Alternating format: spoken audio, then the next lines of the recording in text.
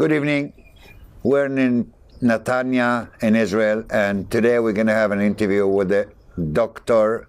Yitschak Ben Gad.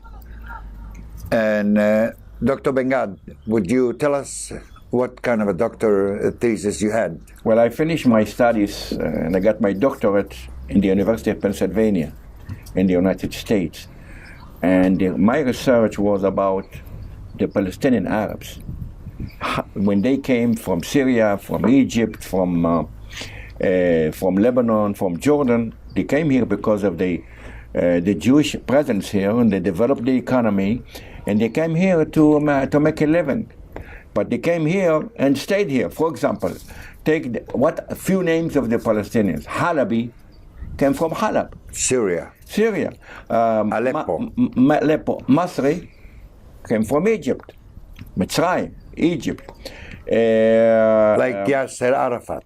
Yasser Arafat, and they say he was born in Egypt. In Cairo. In Cairo, not here. So he also came here. So many names of the Palestinian Arabs. They really didn't belong here. They came from the Arab countries. And it's very funny when they blame us that we came from other countries to here. They themselves came from other countries to Palestine. So, I don't know. Another question. Are you a refugee? Well, I'm sorry to say that, yes, I am. My father used to have a supermarket in Tripoli, Libya. And the peaceful Jewish community was attacked in 1945 by the Arab mob. They killed 140 Libyan Jews. All their fault was that they were Jewish.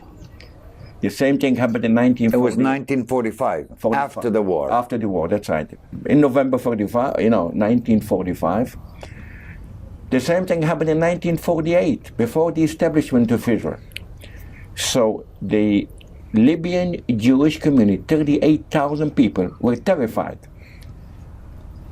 Many of them left because of Zionist feelings, but many of them left because they felt that their life is in danger, in jeopardy. Because of the establishment of a state of Israel. That's right. But even before that, in 1945, there was no Jewish state. They were attacked because they were Jewish. That's the problem now. So you came to Israel as a refugee. Yeah, but so how do you see the refugees of today, what the Palestinians call themselves, as a refugee? Unfortunately, the Arab leaders made the refugee problem a tool of propaganda in order to attack Israel. I came as a refugee, but my country never made me as a tool of propaganda against anybody. I came as a refugee, and I became the Consul General of Israel in the United States. So this is the only difference. We accepted our refugees, and we took care of them. And as I said, I became the Consul General. You mean Israel? Israel. And Israel, yeah. And the Arabs using this Palestinian refugee problem as a political weapon against the state of Israel. This is the only difference. I'm not a refugee. But talking about refugees, well, if you talk about refugees, you have two sides to the coin. There are Arab refugees, but also Jewish refugees. The number of Jewish refugees who came to Israel is much more than the Arab refugees who fled and ran away from Palestine. 1948, because they listened to the irresponsible Arab leaders who told them, run away now, and you come back with the victorious Arab armies. But they didn't win the war, they lost the war. So if we in Sweden, we give UNRWA $45 million yearly for refugees and all they call their camps there, educational and peaceful camps. How do you see that? Well, how come they can do that? There's 160 countries contribute to, 60 countries, sorry, contributes to UNRWA. So much money, 1 point something billion. Unfortunately, UNRWA, the United Nations Relief and Welfare Agency, became the United Nations propaganda and distortion against Israel. That's UNRWA. Now, the UNRWA was supposed to help these Palestinians to make them a constructive element in the Palestinian society. Instead of that, and David Bedin, my friend, he had a research about UNRWA. He can tell you much more than me. But UNRWA became a tool of propaganda, a weapon of propaganda against Israel. That was not their goal. Their goal was to go and help these people, let them settle, build them homes, get them jobs, and make them constructive. Instead, their brain was washed, and they use them. They teach them how to hate other people in their schools. Is that the job of UNRWA? So how come so many countries in the world giving UNRWA a lot of money to do this? Well, you have to ask your government, the Sweden government. I'm not giving them money. I know. The Sweden government, but I can tell you one thing. There are 21 Arab states. 21 Arab states in territory. There are 600 times of Israel. And they want Israel because they don't have enough land, the Arabs. Saudi Arabia is a very rich country. Bahrain is a very rich country. They should give their own brethren, the Palestinians. Why Sweden had to give money instead of Saudi Arabia? Saudi Arabia exports over 10 billion barrel of oil a day. Why don't they give money to UNRWA? Why Sweden and the other part of the world has to give money? I wonder why. Do you know if it's the way they're talking to the West media or to the West society, or the way they're maybe Saudis knows that that's not what they're meaning when they speak Arabic, or that's not what they mean when they speak English. Well, is that something you know about? Yeah, well, I think the time has come that people in Sweden and other people to know the reality. We live here in the Middle East, surrounded by so many enemies, and I would say, you know what? We are like a villa in a jungle. So many enemies, And look, I'm a son of a rabbi. My father was the chief rabbi of Libya, bless his memory. And he became a soldier, became an officer. Why? Because the Arabs forced me to hold the machine gun and fight. And I'm fighting for my existence, for my life. I'm doing it. And when somebody fights for his life, even if he's a coward, he becomes a hero.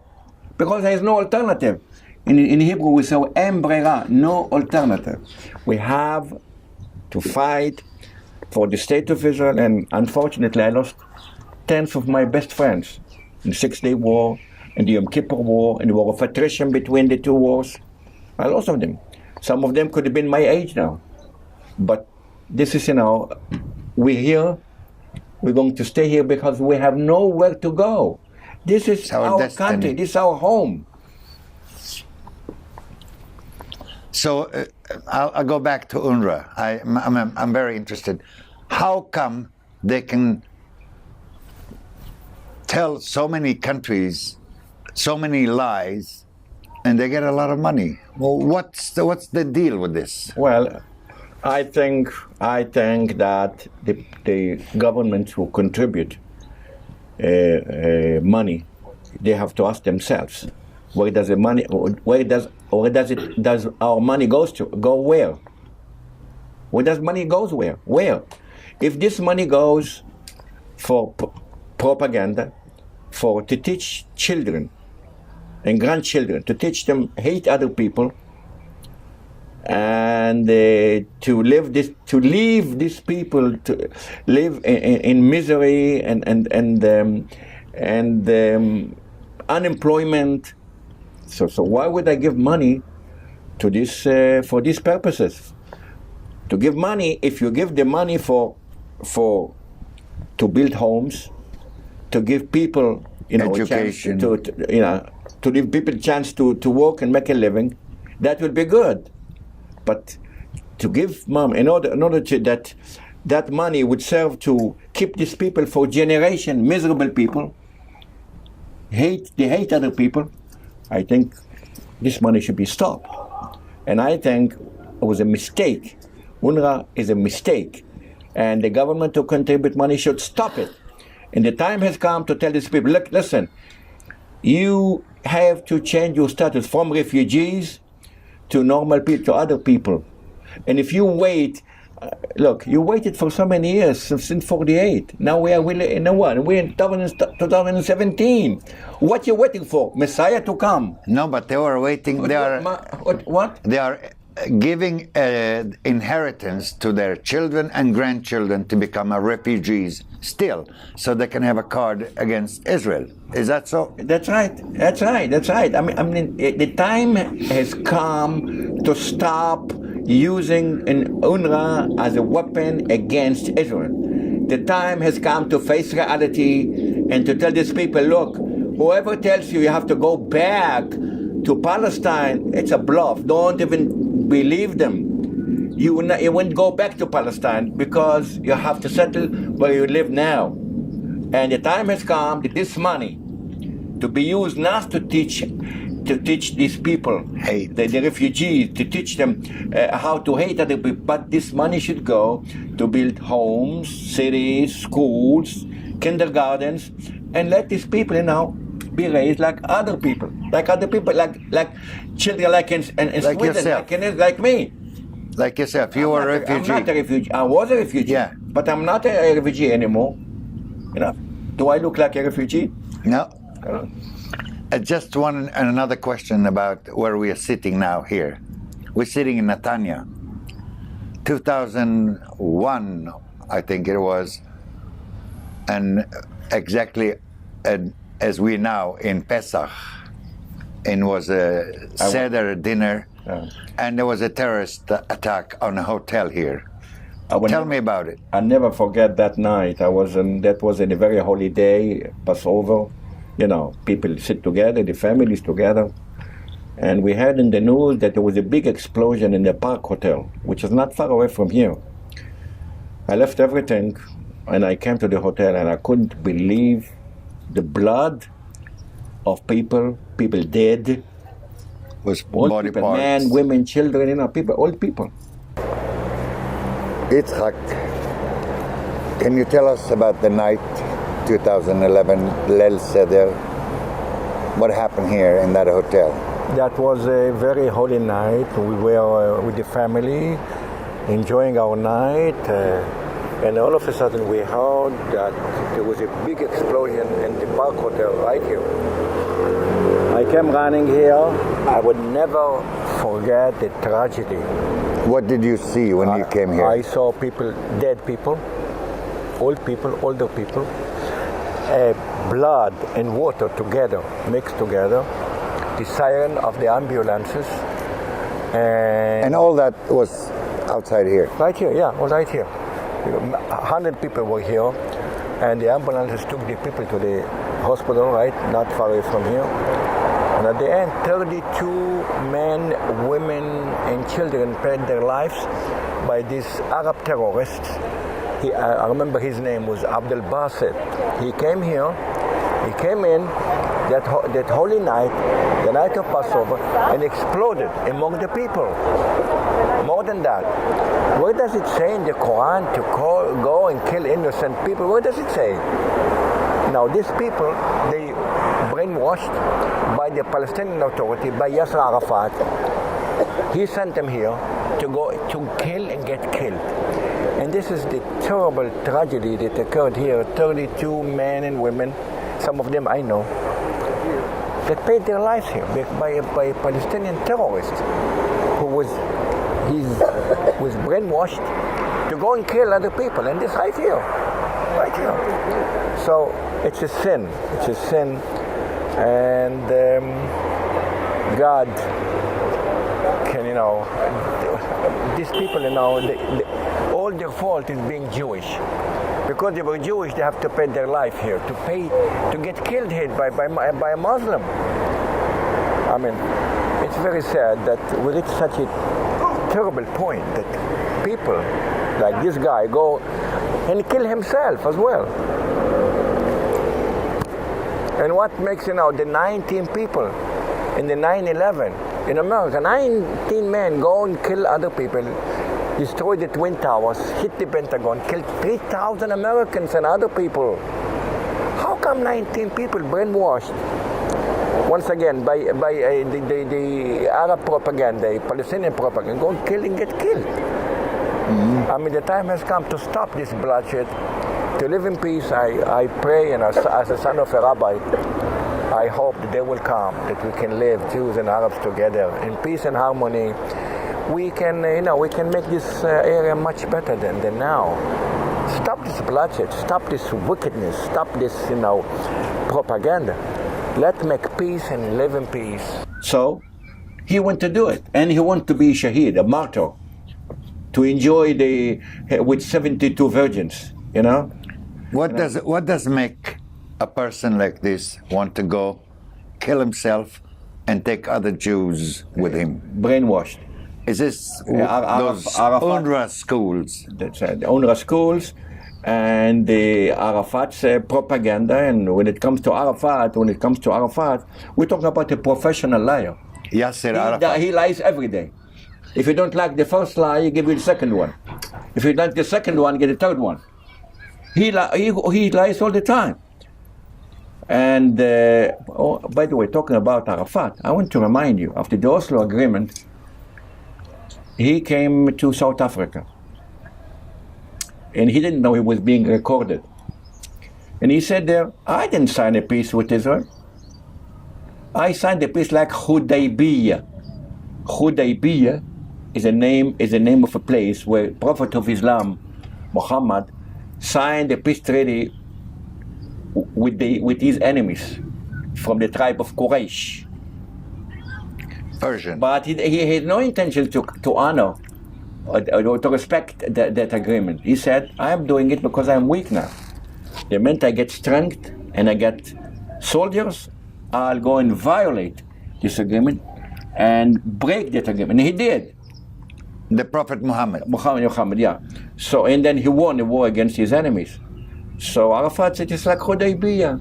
He didn't mean, when he saw it there, or standing there with Bill Clinton, American president, and the late Yitschak Rabin, our Prime Minister, and Shimon Peres, bless his memory, was deputy prime minister.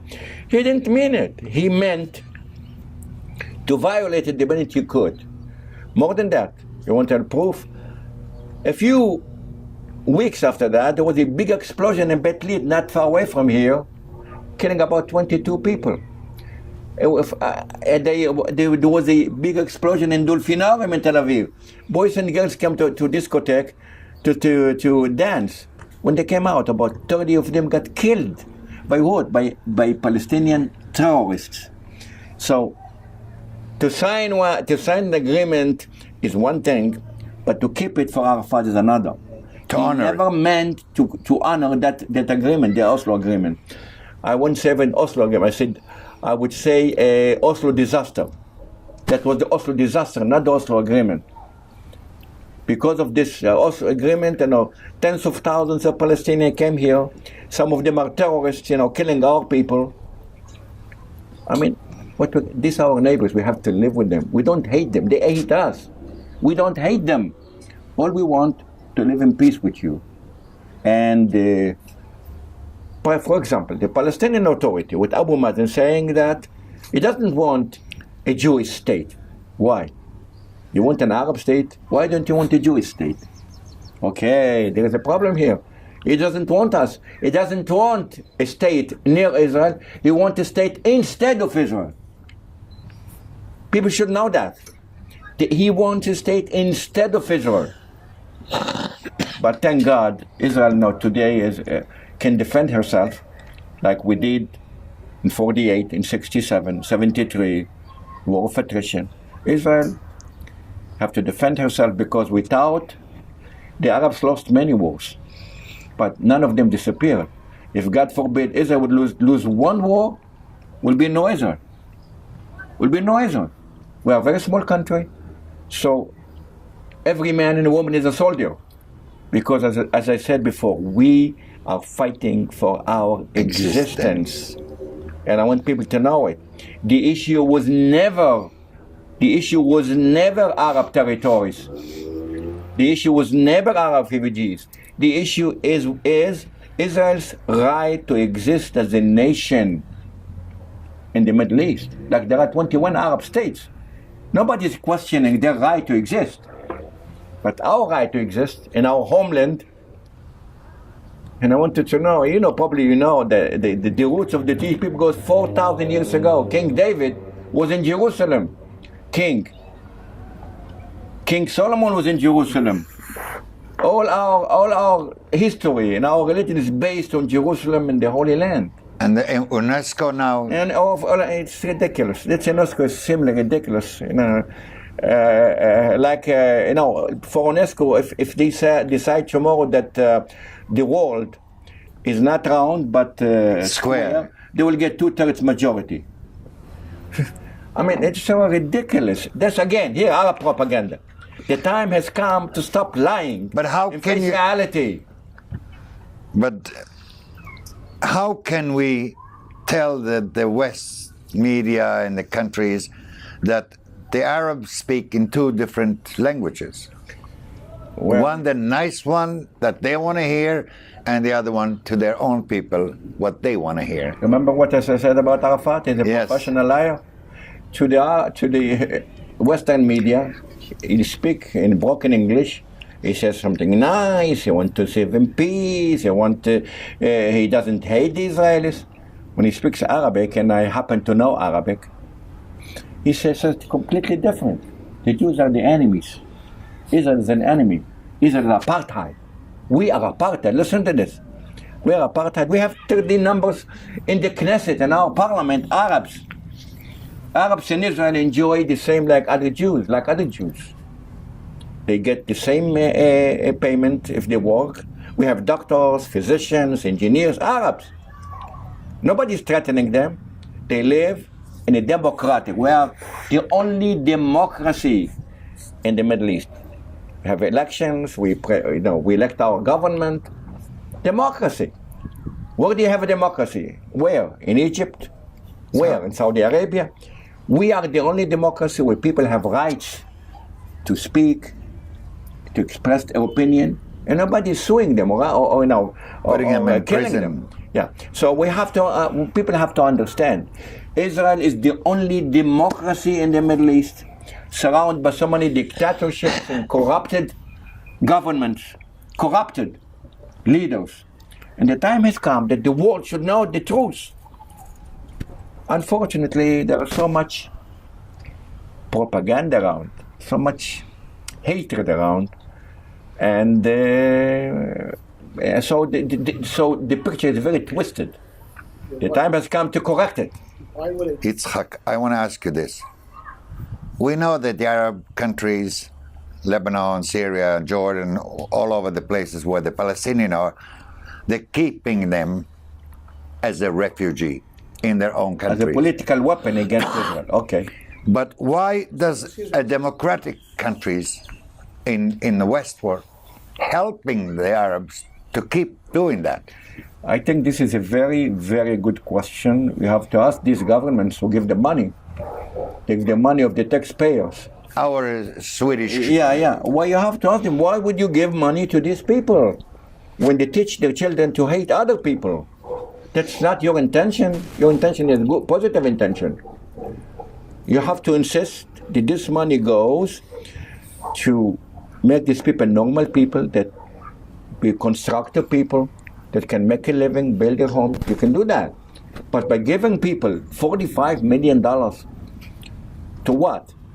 That they sit in school in Gaza or in Jordan, and their teachers, from UNRWA teachers, to teach the people, the children, about to be shaheed, to be a martyr, go and kill yourself and kill other people, brainwash them, Is that the intention of the Swedish people or the Swedish government? No. So we have, I think the time has come that the governments who that contribute this money have to ask themselves, where does this money goes? Where? First of all, in 1948, in 1947, the UN partition plan, we accepted a state with a ridiculous border of 48. Who violated that resolution of the UN resolution? The Palestinians. And they attacked Israel in 48, but they lost the war. Okay? Now, between 1948 and 67, Israel was not in Judea and Samaria, was under Jordanian control. Israel was not in Gaza. Gaza was under Egyptian control. We didn't occupy any land. The 67 war was initiated by the Arabs, by Gamal Abdel Nasser, the Egyptian president, by the Syrians, the Jordanians. They attacked us from all sides. And we had to defend ourselves. And we found ourselves in Judea and Samaria and Jerusalem and the Golan Heights. So we did not initiate the war. And we are willing to have peace with the Palestinians. But we're not willing to go back to the ridiculous ceasefire lines of 67 before the war. Because these lines... The one behind us there. That's right. They're not even borders, they're ceasefire lines. This one, the one who initiated the war of 67, so don't go back. More than that, I think that the UN Security Council 242 from November 1967 speaks about secure and recognized borders. The lines of 67 were not secure. And they were not recognized borders either. Border that we can defend ourselves in case, God knows when, in case we have peace with the Arabs, we have to defend ourselves in case they will change their mind. We have the minimum land to defend ourselves. So Israel is not an occupying territory. Nobody occupies his home. I'm not going to occupy my home. It's my home. Next. If, as you said, before 67, the West Bank, or Judea and Samaria, they call that the West Bank, belonged to Jordan. How about making a deal with Jordan, giving back some territories to Jordan and not to to the Palestinians? Because before 67, there were no Palestinians authorities. That's right. What do you think of that? By the way, I want to remind you that between 48 and 67, no Palestinian spoke about the Palestinian state. No. They didn't mention that. It was in your territory. Why didn't you? Now, in my opinion, the best solution is to give part of Judea and Samaria, part of it, to King Abdullah of Jordan, and to have a kind of federation or confederation between Jordan and the part of Palestine, because we have peace with Jordan. You deal here with the country, with the king, not with a bunch of terrorists who are killing our people. And believe me, if the Jordanians will come to part of Judea and Samaria, will be no terrorists. They will make an order in 48 hours, quiet. If the Egyptians will come to Gaza, believe me, in 48 hours will be no Hamas, nothing. Because... you mean like Black September? Sure. They will make order, between... We are a democracy. When somebody is hit by a soldier, they make a big fuss about it in the Knesset, in the court, and that stuff. We're talking about dictatorships. I wanted to ask you about this, what you mentioned about that the king of Jordan would come into and clean it up. Yeah. They did this 1970, the uprising of the PLO. What happened? Well, we call it Black September. And they call it Black September. They call it Black September, yeah. Black September. So when then King Hussein realized these Palestinians, they are threatening the security of Jordan. So he realized, kidnapped this plane and landed in Jordanian airport. The government was embarrassed by all the world. Hussein felt he has no authority in his own country, so he said his Bedouin, the nomads in the army, and they fought them, killed them.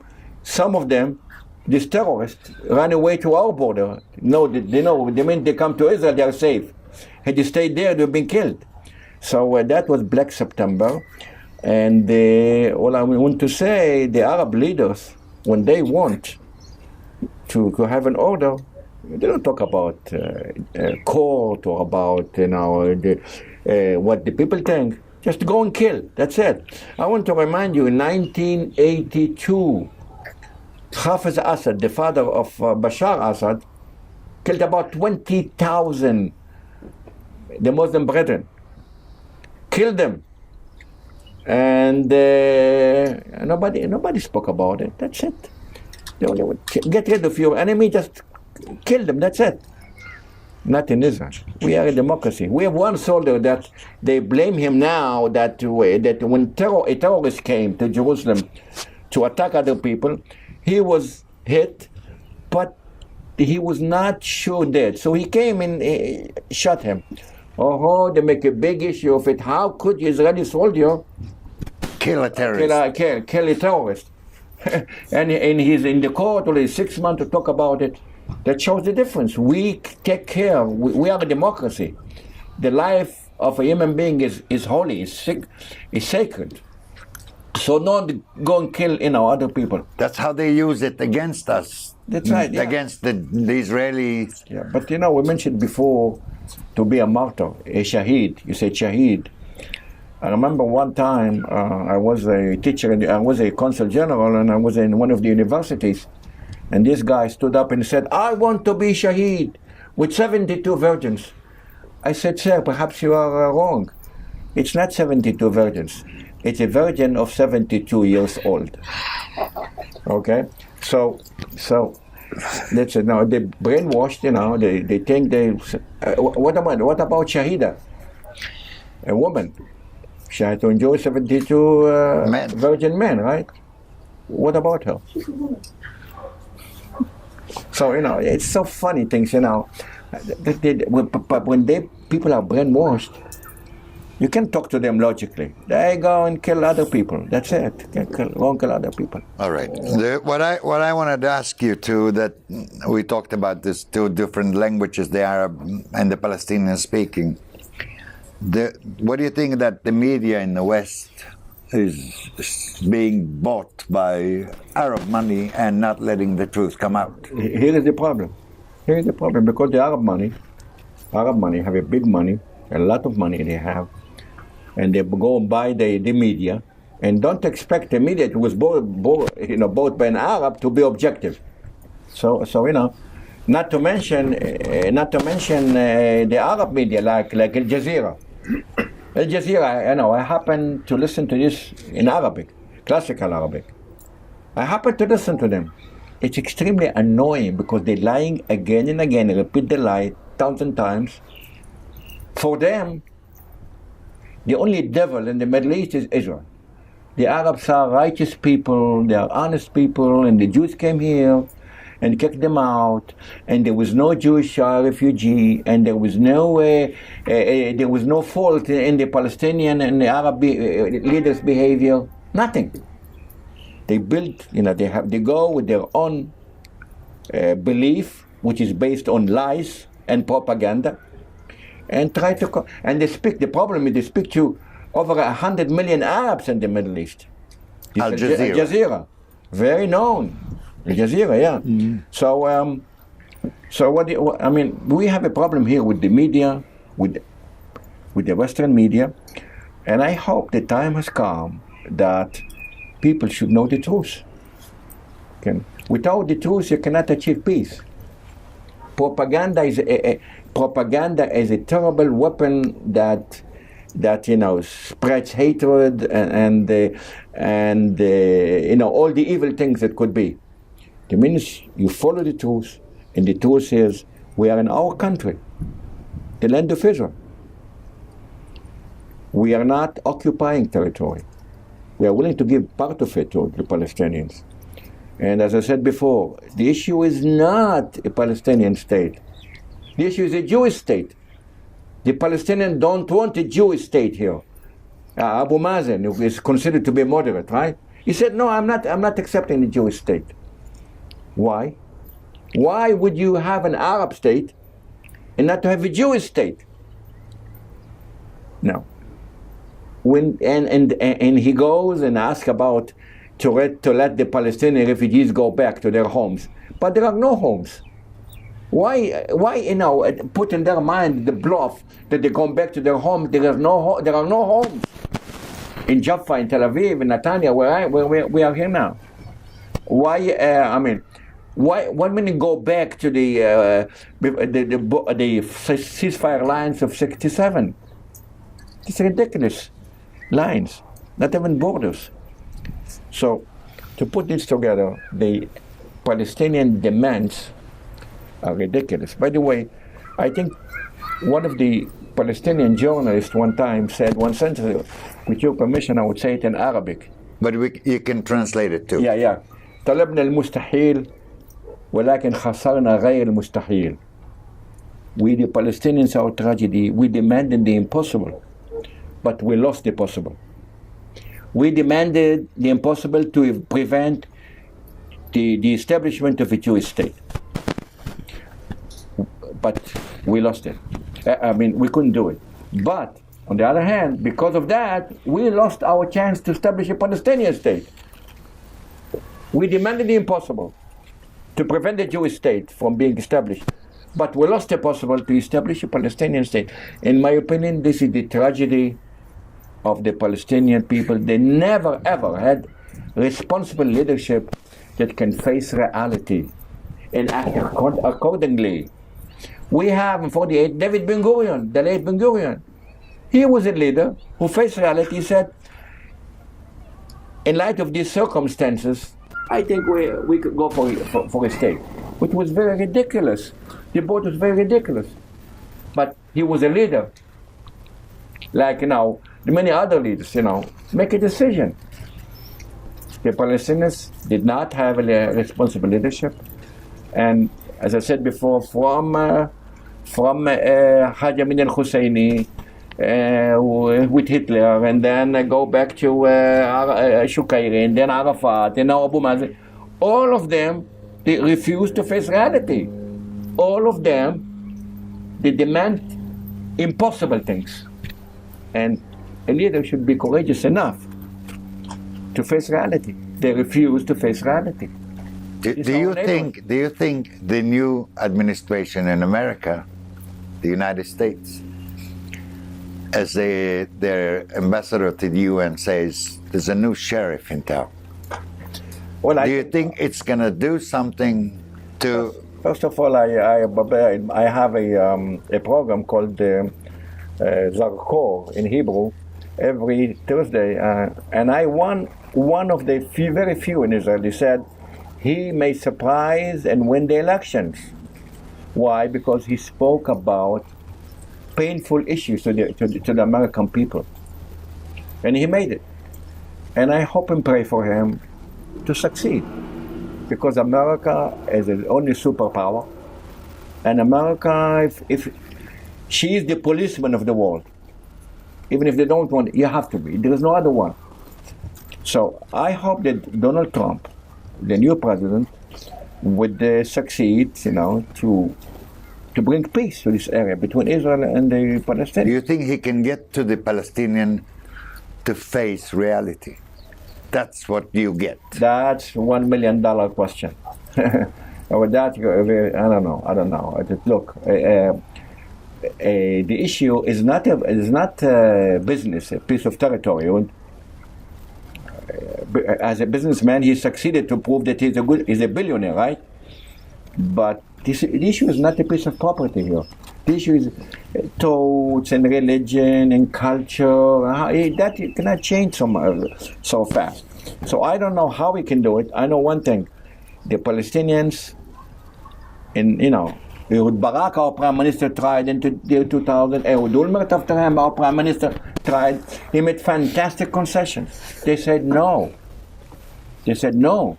They refused it. Now, how can you convince these people to change their mind and to understand? We cannot accept the refugees because there is no place for them here. We cannot withdraw to the 67 ridiculous lines of the war. And we cannot divide Jerusalem. Jerusalem is the capital of Israel. Never any other nation claimed that Jerusalem is capital. Jerusalem is the capital of King David, King Solomon. All the Jewish religion is based on Jerusalem. We pray for Jerusalem. Even when in a wedding, when a man and woman are going to be together, the groom breaks the glass. Why breaks the glass? Because there is no complete happiness as long as we are not in Jerusalem. So what would you want to say to the American and the West about? Well, I want to say that Israel, to the American people, right? Israel is your ally.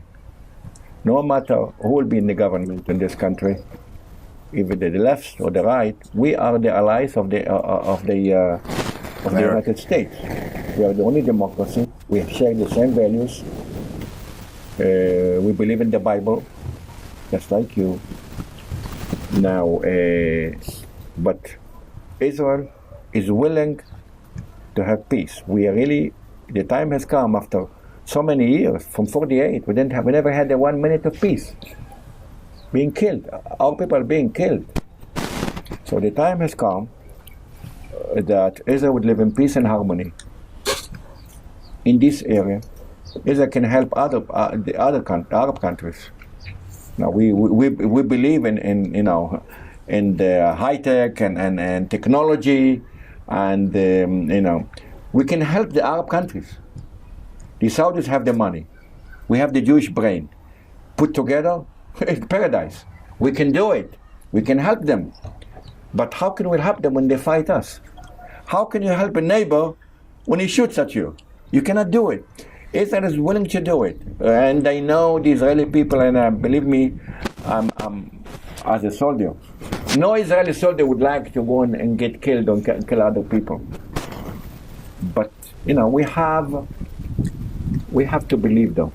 The late Golda Meir, who was the prime minister of Israel, said one time, whoever does not believe in miracles in Israel is not realist. So we want to believe in miracles. Perhaps a miracle will come. Look, I was young and I said, my son will not have to fight. I was in the 67 war, in the war of attrition, the Yom Kippur War, 73. But we're still fighting again and again. The time has come to stop this one, to live in peace, and to see this our enemy like Hezbollah in Lebanon. And you have this Hamas in Gaza.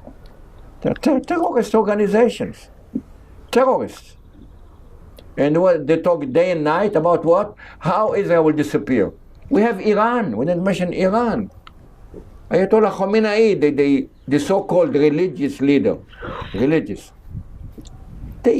we have no problem. We have no border with Iran. Why would you, for God's sake, why would you threaten us to be wiped out of the map? And this is against the UN Charter, because the UN Charter does not allow any country to threaten other country. Iran. This is Ayatollahs, they believe that God, when they go to sleep, God speaks to them, tells them what to do. These are not fanatic people. Iran. You have, and we're surrounded. Iran, we have Jordan, Lebanon, Egypt, Hamas. We are a very small country. Small. So what we would say to Donald Trump helping the UNRWA, giving money to educating people to make war with us? I think America should not give 1 penny for the American taxpayer to this organization or not? We're not teach people to hate and then go to war. People go to war because of hatred. Hamas is a terrorist organization. They believe in their charter, Israel has no right to exist. Should they give money to Hamas in Gaza? That teaches their children to hate and kill. That's wrong. So the American administration should stop sending its money, the American taxpayer, to these purposes. I think they should stop it. What do you think? My question is, do you think it's possible to make a deal with the Jordanians to give them part of the Judea-Samaria, and they would form a Palestinian state with I think the authorities or whatever they call themselves now, that's the best solution. instead of talking about two-state solution by Palestinian state by the West Bank and Israeli state here. We don't. First of all, let's start with history. Judea and Samaria belonged to Jordan in the 67 war. Yeah. So go back to David. Gaza belongs to Egypt. Go back to Egypt. It was a mistake, our mistake, to get out to leave the Sinai and stay with Gaza. It was a mistake. That's what We Sadat. took Gaza from you, take it back. We don't need it. Now, Judea and Samaria was in Jordan. Part of it goes to Jordan, and the Jordanians, and they have a kind of federation or confederation or whatever. And we have two states. You have Jordan and part of the West Bank, and you have Israel. Two states. That's the best solution. This enclave between Jordan and Israel. It's, in my opinion, it's not realistic. It's not realistic. And believe me, when it comes to talk about how the Arabs feel about the Palestinians, the Arabs would fight for the Palestinians until the last Palestinian. They won't mind if all the Palestinians tomorrow will disappear from the face of earth. They don't care about them. The Egyptians considered the Palestinians to be troublemakers. They told me. I was with the Israeli delegation to Cairo in December 1977, after Sadat was here. Yeah, I know. And I know, they say, all our troubles, our dead people, are billions of dollars because of the Palestinians. And now we have the Hamas in Gaza, helps the ISIS to kill Egyptian soldiers. The Egyptians are not stupid. They know that, first of all, we have peace with Egypt. And we cooperate with that, and there are other things that are not published, but Israel is helping the Egyptian army to fight ISIS. In Sinai. In Sinai, and that means we can live in peace and harmony with our neighbors, with Egypt and Jordan. But to establish a Palestinian state, like an enclave between Israel and in Jordan, look, they can threaten, they can shoot, the Ben Gurion International Airport. They will be in the mountains of Samaria. They can shoot, and hit our airport. They can kill other people. So, and these people, they prove they are terrorists. There are many Hamas people in the Palestinian Authority. If elections will be there today, the Hamas will take power. Abu Mazen is out. So how can you have peace?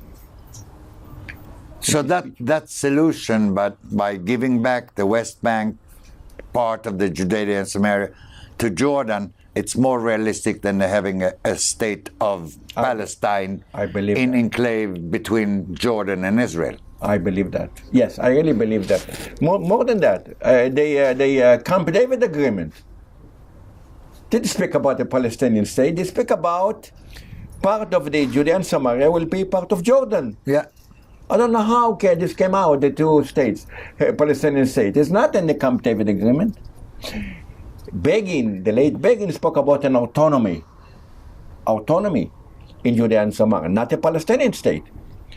And then in 1974, in November 74, the Arab League decided that the Palestinians are not part of Jordan, but they are different entity. And the Arafat would go. Is representing them. He's the only representative of the Palestinian people is Yasser Arafat. The sole representative is Yasser Arafat. That was in November 1974.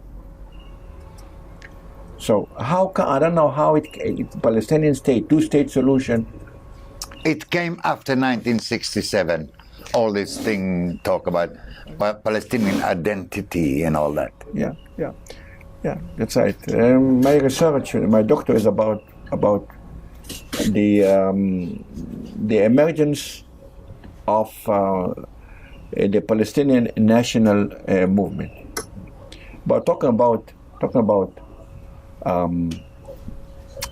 national movement, we heard about. Listen to this. We heard about the Mau Mau, the Kenyan national movement, and the Kenyan people, Jomo Kenyatta, they kicked the British and they went to England. We heard in Algeria about the FLN, the Algerian national movement. They kicked out the French, and the French went to France. But we never heard about a national movement that would like to kick people from their own country, like the PLO would like to kick us out from our country. So for me, they are not national movement; they are a terrorist movement. Where should we go? We don't know to swim in the sea. Where are we going? They want to kick us, the Jewish people, from the Jewish state. We're not a colonial power. We're in our home. We're not occupying our home. That's our home.